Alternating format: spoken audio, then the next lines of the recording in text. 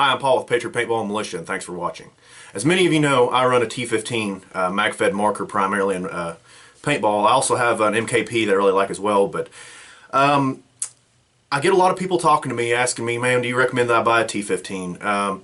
And I've seen a lot of other people run them. I run them myself, so I figured hopefully to cut down people asking me, finally just collect all of my information that I have on the T-15, all my tips and tricks for running it. And whether or not I'd recommend it, it's kind of a loaded question. It really is. So to start off, the T-15, when it first debuted, like they were talking about they were going to release it, I held one at Fold Gap 2013 that was just a prototype and instantly fell in love with it. I love an AR platform in live fire, and the T-15 is built up as a one-to-one replica of the AR-15. So from the word go, as soon as they started taking pre-orders, I ordered one, got one in. Mine has a serial number of less than 1,000. Which worried me a little bit because usually it's the Generation 1, versions of markers that tend to have the problems and they get ironed out as time goes along. Tiberius took a little while releasing it. They kept pushing back the release date, which actually it made me hopeful because typically that shows they're really taking their time to make certain everything works great. Now, as far as the reliability on them, I will say this. Once again, mine has a serial number of less than 1,000. I have had minimal issues with mine. It's actually pretty crazy. A lot of things I've seen people having problems with. Magazines, the cord that pulls the follower through the magazine on the Generation 1s does really brittle. They snap really easily. Happened to me as well. I rigged up a really quick fix for it. But once again, if you're going to play mag-fed and you're wanting super reliability, you're kind of swinging for the fences. Mag-fed is still, it's getting a little older now, but super reliable mag-fed markers, yeah, you kind of have to customize them to be super reliable. But out of the box, if you're thinking you're going to be super reliable, going to work every single time, you're like I said, you're swinging for the fences. Now, a lot of it too, you really have to care for mag-fed markers a lot more than you do your standard, paintball marker. They don't, paintballs don't like being fed mag-fed. And one thing I tell everybody is like, do you shoot live firearms? They're like, yeah, that's okay. Well, take care of your paintball marker and maintenance it as often as you would your regular firearm. And for the most part, that tends to do the trick. Now the T-15, I have seen a lot of issues that people out there that buy them. Started off, they had a little gasket between the upper and lower receiver, or I'm sorry, a little seal, and it was circular shaped and it went into a channel that was oval shaped. Obviously, that's not going to work very well. A lot of people had problems with that. It was a little bit of a pain in the ass to get into the upper receiver, so Tiberius, they heard the feedback, they fixed the problem, they designed a whole new manifold that fits a actual oblong gasket, and that issue for the most part disappeared. Now, once again, my marker works fine. I've had minimal issues, there's a couple misfeeds here and there, nothing major. I've had, never had to send my marker back to Tiberius to be worked on. I have seen a lot of teammates. I have one teammate that has owned, I think, almost 4 T-15s at this point, and he has never had one that worked right out of the box. So it's one of these things that, do I recommend it? I would really just say that it's up to you. I'll tell you that my marker, it works fine. It works great. Never had an issue at it. I love it. But several teammates of mine, they just can't get one that works. Out of the box, they will leak. They won't cock right. But now, one thing, I'm not trying to trash Tiberius by any means in this. This is just what I've seen, my review on the T-15. One thing I will definitely say about Tiberius is their customer service has to be the absolute best in the market. It really is. Every single time one of my friends has had these issues with the T-15, they send it back, and typically it's fixed for free. And they get the issue back, and it's one of those things that they get it back and something else is not working right. But Tiberius, definitely, from what I've seen, they have the absolute best customer service on the market. And I've talked to these guys, a lot of them at the tents at D-Day and at Fold Gap, and they're great guys. They will work with you to get your problem figured out. And they're not unreasonable about it. So it's kind of one of those, the marker's not overly reliable, but they're willing to fix it. I love my T-15. I'll go through a few of the tips and tricks that I found that you need to do with them to make them a little, work a little better. Maybe some of you guys out there that are having some issues, maybe you'll take something from this and it'll save you a lot of headache, and maybe, you won't have to go through some of the research and development I had to on fixing a few of these problems. But like I said, what I've not had any major problems, and I've tried to troubleshoot some of these major problems on other ones, and that's If mine takes a massive shit and just stops working, I'm probably not going for another one, just seeing the odds you have of getting a reliable one out of the box. But like I said, I'm telling you all these negatives, but saying I run this marker all the time. So it's kind of it's messed up opinion. If you want to get one, would I recommend it? I would recommend it in hopes that you get a marker that mine just magically turned out to be. But I would also make you very, very aware of the common issues that are happening with these things out of the box. So I'm going to show you mine, some of the upgrades, cool stuff I've done. That way maybe get some people some ideas, and just talk about little tips and tricks that I've learned that go a long way with this thing. Alright guys, so this is my T-15. As you can see, I've done my own customization to it. Custom paint job. The only reason I've got the carry handle on it, it just acts as a handy little riser for the red dot. Makes it easier to use with a paintball mask on. Added my own barrel to it, which I'll get into details about barrels and whatnots with this thing. But first and foremost, Tiberius, when they send it to you, it comes in this plastic hard case right here. Or, no, I'm sorry, not plastic, but it's a nylon. And at first glance, when I got the T-15, I just thought it was a fancy shipping box, you know, that was just throwaway. And then I actually opened it up and got to looking at it, and this is a legit carrying case. It's got a custom cut out foam insert for the marker, extra mags, and with a lot of uncut foam on the inside of it, so you can do your own cutouts and add extra mags, tools, whatever you need. So I'll give it an A+ on an appearance. Definitely, you know, awesome getting this marker in a box like this, or in a carrying case like this, and I use it. I mean, it's really handy. But anyways, so the factory barrel that comes on a T-15, in my opinion, for lack of a better description, which this is not the factory barrel, this is my custom barrel, but the factory barrel is, my opinion, for lack of a better description, substandard. It's not terrible. I'm not going to absolutely trash it. It's just not a very, very good barrel. It's not the greatest with paintballs or with first strikes. But when they first came out with these, their barrel doesn't even have an actual real thread. The original barrel, it ends with basically a locking lug like this. There's an Allen screw that sits down on the top. When you slide the barrel in, the Allen screw slides along this little channel. You twist it and lock it in. At first, didn't realize why they did that, but basically, there's a couple ways you can slide and lock this thing in. And basically, what it boils down to is that they designed this marker to be capable of being magazine fed and hopper fed. Which, if you bought a T-15 and you run a hopper on it, I'm just going to go ahead and tell you there's a special place in hell for you. But nonetheless, just to include the hopper, they gave everyone else a whole bunch of hell, because before they came out with the adapter, which I got, you were pretty much just stuck with the factory barrel, because that locking lug system nobody else makes. Nothing else, no other barrels were compatible with it. A few months later, however, after some people started milling and making their own, they released the adapters, which is the locking lug with whatever thread you want, which you want A5, if you want autococker, you can get it. Put whatever kind of custom barrel you want. Really quickly on my barrel, it's a freak barrel, freak insert kit with a hammerhead bang stick on the front. I was just kind of toying around and figured, why not try to marry a freak kit to a hammerhead? And so far, I'm really impressed with the results. Man, the first strikes, they shoot lasers. It's pretty impressive. I ran this thing smoothbore with a J&J ceramic for a long time, which wasn't bad, but I just knew I could get better consistency out of something else I tried. So I tried this, and so far, it works great.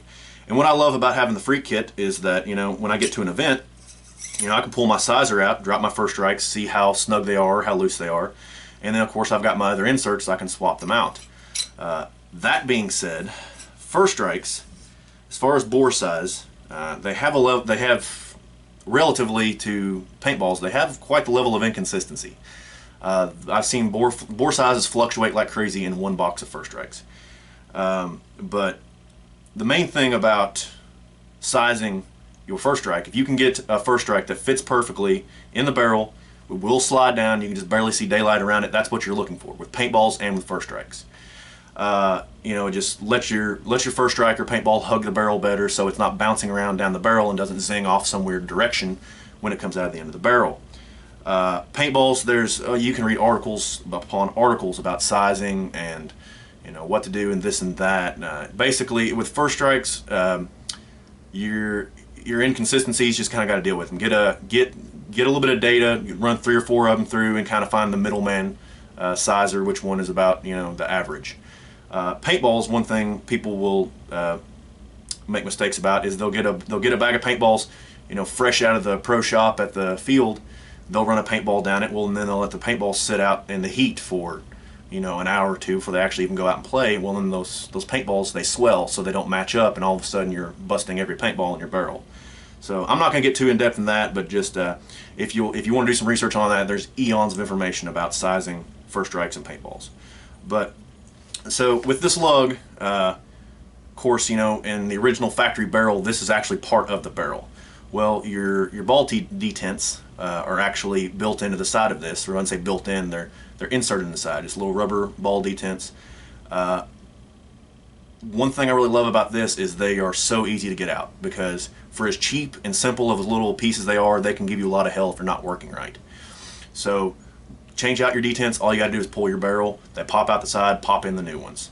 To make one thing you want to do with the T-15 to make your detents last a little longer is keep the weapon cocked. Keep it cocked at all times when you're storing, because if that bolt runs inside of that chamber, it's going to keep pressure on those detents. It's going to wear them down, and they're not going to spring back out to grab the paintball or the first strike like it should be. And you're gonna chop paintballs. You're gonna chop first strikes. Paintballs are gonna roll on down your barrel. So just keep your marker cocked. One little tip there. But as I was saying, this locking lug allows for it to run hopper fed, which is rather redundant in my opinion. But if you will look, as I said, this thing is it's a one-to-one replica of an AR-15, so it actually has a semi-functioning dust cover. If I can get it open, it's about painted shut. There we go. So you see, it actually folds open. Well, when you get this thing new, it has a second dust cover that has a feed neck for hopper fed. And to run hopper fed, you twist that lug, and bam, that lug opens up to the hopper fed port, and then you cinch down your set screw on top, and you can run it hopper fed. And once again, if you do that, special place in hell for you. The T-15 comes factory with a tank in stock. I don't have those parts laying around readily available, but basically you have a 13 cubic inch cylinder, stock built around it. I have nothing against that design entirely. I ran mine like that for the longest time. It's just you're pretty much stuck with the stock that you have. After so long, kind of got tired of the big scenarios, D-Day, Fulda, of having to take 3 or 4 13 cubic inch cylinders out on the field with me and swap them out, you know, as I ran out of air. So I got an air through stock. Biggest advantage of running an air through stock is I can use whatever stock I want. So I have a Magpul STR, I think it is. Once again, somebody out in the comments is going to correct me. But love this stock on my AR, love it on my T-15. So this thing lends itself to a lot of customization, just as the AR platform does. The grip down here is customized. This is not the grip. When you order this, you'll get the M16A2 style grip.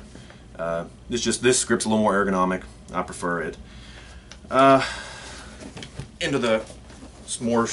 Show you the carrying case. So that's saying this is your carry case. It has a cutout right here for your T-15. I cut out a whole bunch of extra stuff for mags and for accessories on here. Your magazine, will hold 20 paintballs or 19 first strike rounds.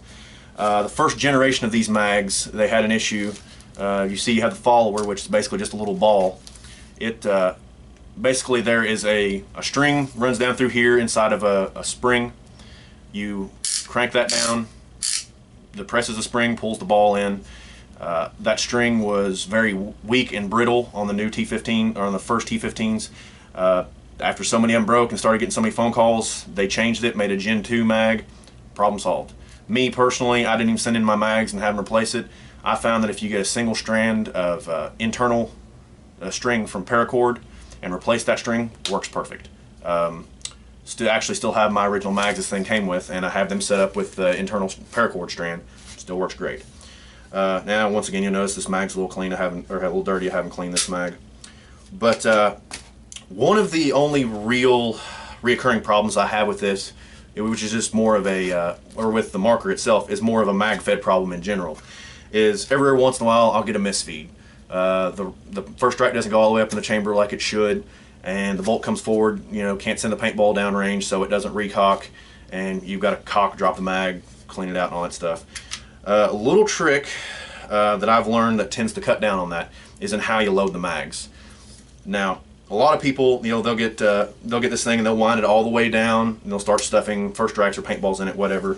And one thing that's really handy about, you know, the way they set up this mag is that your winder actually has an Allen head hole in it, so you can just wind your mag up that much easier. Which that is, I actually have a little power drill that has an Allen head, and it winds them up really quick. Now, one thing, if you're going to use some kind of electronic device, don't wind it all the way because you will snap the spring. With paintballs, just go ahead and wind it up, start shoving paintballs in. Paintballs feed a whole lot easier than first strikes do. If you're going to put first strikes in one of these, one thing I'll say, give it about 5 or 6 twists. All right, don't wind it all the way, and then start putting first strikes in.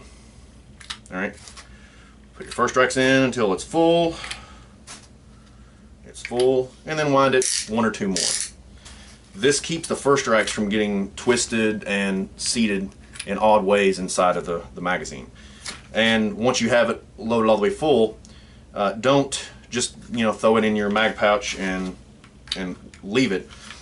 Actually put a finger inside the mag, hit your spring release, and then let the first strike rest on the actual stop that keeps the paintballs from coming out. All right, and then once it's set like that, give it the least little bit of twist, take some of the pressure off of it, and that'll keep first strikes from falling out of it while they're inside your mag pouches.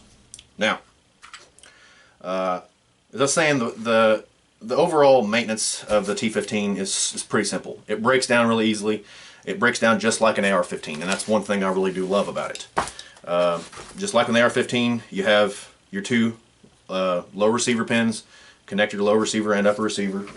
Get a little something. You can do it by hand. It's just a lot easier if you got like a tool, Allen wrench, something other. Pop the pin out, and just like an AR-15, your upper receiver rocks out. Now, as I was talking about earlier, you'll see here, that's the little manifold where that used to have the oval channel, and they were wanting you to put a round O-ring in it. Obviously, that's not going to work very well. Well, one thing I'll say about this new design where they actually have an oval O-ring now, it works a whole lot better. That problem they were having with that solved. I put a little white lithium grease on that because that's basically that's the manifold that traps the air as it travels in between your upper and lower receiver. The breakdown of the bolt assembly, super easy. There's a little back plate right here. You push it in and twist it. It unlocks. It comes out. There's your main spring for your bolt. I keep a good coat of lithium grease on it. You know, any kind of moving part, you want to grease. And lithium grease is what I recommend. It's thin. It's not super corrosive. There's your bolt. As you notice, my bolt good and coated in lithium grease.